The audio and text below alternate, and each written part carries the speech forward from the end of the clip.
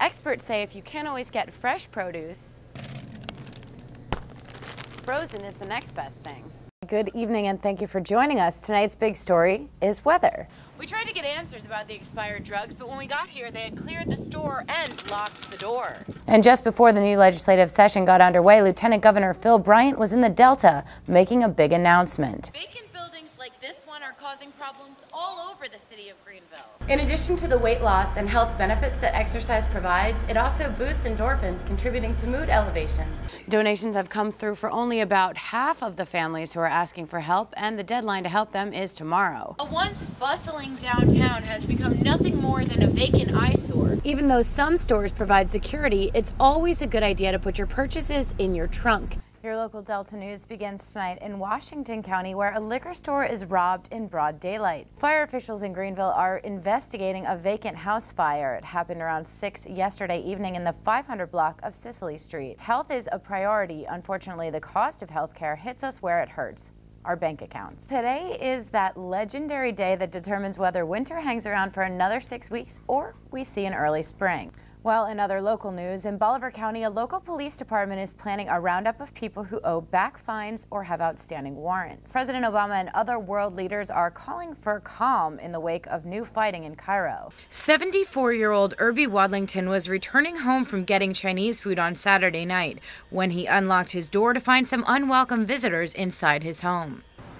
I wasn't gone over 30 minutes. When I came back, put the key in the door, two guys inside of my house. And I walked in and I asked them, what is this? The two suspects are 46-year-old Michael Moore and 34-year-old Raquel Jones, both of the Shaw area. The victim came home, and the victims, through the investigations, he must surprise them. They got into a struggle. The bigger guy, he hit me right here first. Then that made me tussle with him. Then he hit me again on the shoulder. Then he hit me on the side. But I tell you what I did do. I kicked him in the balls. The suspects entered the residence through a back window, which they had broken, and did not appear to have any weapons at the time of the invasion.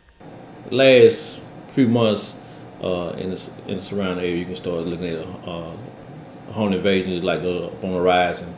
The Sunflower County and Bolivar County Sheriff's Departments work together on this case right near the county line. They're trying to reduce the number of home invasions happening in the area. As for Wadlington, he said he isn't frightened to live alone despite this incident. Not really. I'm the one who worked hard all my life for this. And I'm going to let something, I ain't going to do it. I ain't going to give up. I ain't going to give up that easy. Both suspects are currently in custody at the Sunflower County Jail awaiting an initial court appearance. They're being held on charges of burglary and assault. In Sunflower County, Caitlin Rearden, WXVT, Delta News.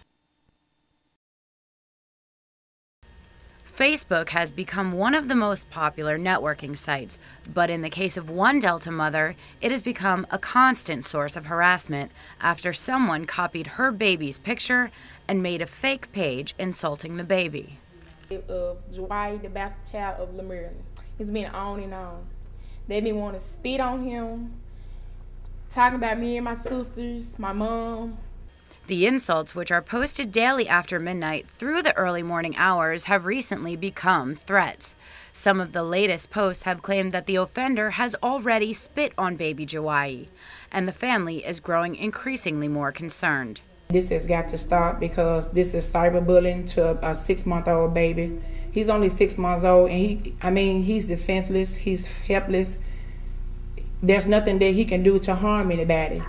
Part of the problem is that the family is unable to identify who created the page. People been calling me, asking me, do you have 2 pages? I'm like, no. They've been talking about other people's children, other people walking around the town, anybody that's coming on the page, they're charging back at them. Despite the setbacks the family is facing, enduring the constant threats, and the difficulty they are experiencing in pinpointing the source who started the page, they are determined to get to the bottom of this. In Cleveland, Caitlin Rearden for WXVT Delta News.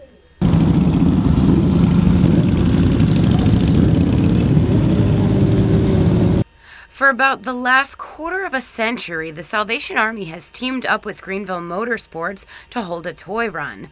Bikers come from all over the Delta to play Santa. In the last almost 20 years, Pothole Dodgers Motorcycle Club has been involved. And we try to get as many bikers as possible to come out and donate gifts for the kids. The bikers buy toys for children who are unlikely to have a Christmas otherwise. Then they rumble their way through the town, delivering the gifts to the kids along the way. All of them have their own reasons for coming out to this event. Well, twofold. I'm a minister, and I did have a bike. So this is the type of thing that the Lord that I serve was all about. Getting outside the walls of the church and being out in the communities where the need is. Because it's just something different. And I just like motorcycles. I like motorcycle riders. You know, like children. The riders enjoy seeing the faces of the children along the route.